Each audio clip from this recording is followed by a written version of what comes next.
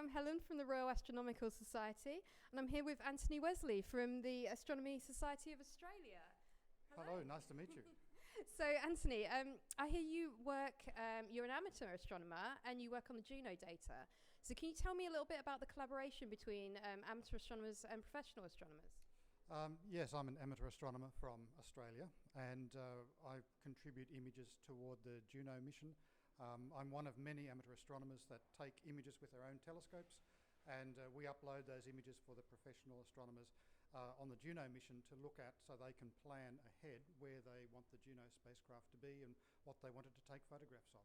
That sounds fascinating. We were talking to Candy a little bit about that earlier, and I can see that this seems to be the first time that this sort of scale of collaboration has happened. Is that how you feel?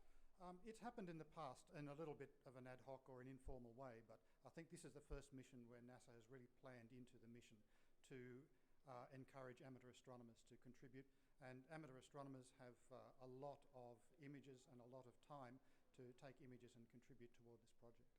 Awesome. And I hear you have a day job as well, since you're an amateur astronomer. So what is your day job, if you don't mind me asking? Yeah, during the day job, I'm a software developer, so I'm lucky enough that I can work from home, which means I can, take some naps in the afternoon if the astronomy gets a bit too much.